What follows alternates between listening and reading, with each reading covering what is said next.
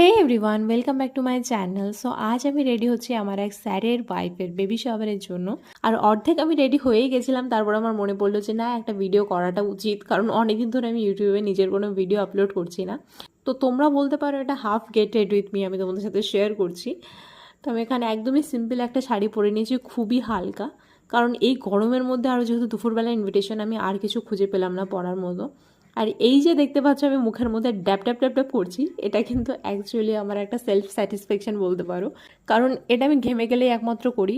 আমি এখানে কোনো রকম কোনো মেকআপ করছি না, নর্মালি একটা স্পঞ্জ, যেটা আমি সবসময় এটাকে আমার কাছে রাখি। আর আমার খুবই ভালো লাগে এটা করতে, কারণ এটা করলে আলাদা একটা স্যাটিসফ্যাকশন আছে, আমি জানি না যে কেন, বাট তাও।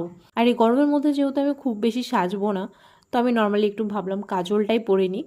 তবুও আমি জানি না যে এটুকুই আমি কতক্ষণ ধরে রাখতে পারবো, কারণ কাজল আমি বেশিক্ষণ রাখতে পারি না, এত ঘামি আমি, আমার বিশেষ করে আমার মুখটা এত পরিমাণে ঘামে যে কিছুক্ষণ পর আমার চোখটার কী অবস্থা হবে আমি নিজেও জানি না।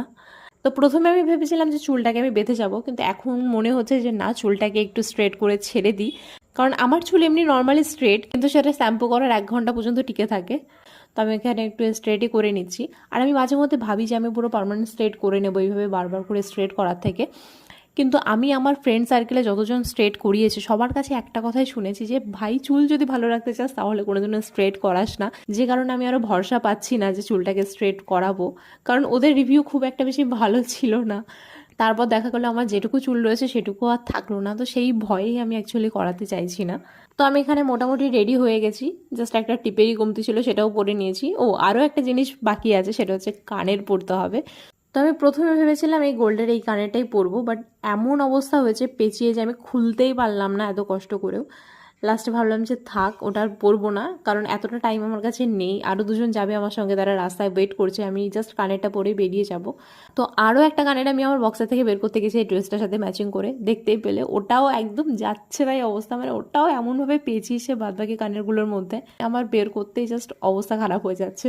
তো ছোটো ছোটো কানের তাই এইভাবে বেঁচে যাচ্ছে, বড় কানেরগুলোকে না আমি সেপারেট করে রাখবো, কিন্তু এই ছোটো কানেরগুলোকে কীভাবে আমি আলাদা আলাদা করে বক্সের মধ্যে রাখবো আমি সেটাই বুঝি না, তাহলে কতগুলো আমার বক্স লাগবে। তো চুলটাকে আর আমি গরমের মধ্যে পুরোপুরিভাবে ছাড়ছি না, একটা নর্মাল ক্লিপ মেরে নিয়েছি। অ্যান্ড স্ট্রেট করার পর দেখো আমার চুলের লুকটাই পুরো পাল্টে গেছে। তো this is my final look. তো আমাকে কেমন লাগছে অবশ্যই তোমরা জানিও। আর আমার মা পেছন থেকে এসে আমাকে এটাই শোনাচ্ছিল যে আমি কেন চুলটাকে ছেড়ে দিয়েছি, তো আমি আর কি করে বোঝাই। তো যাই হোক, চলো আজকের মতো এটুকুই, দেখা হচ্ছে নেক্সট ভিডিওতে।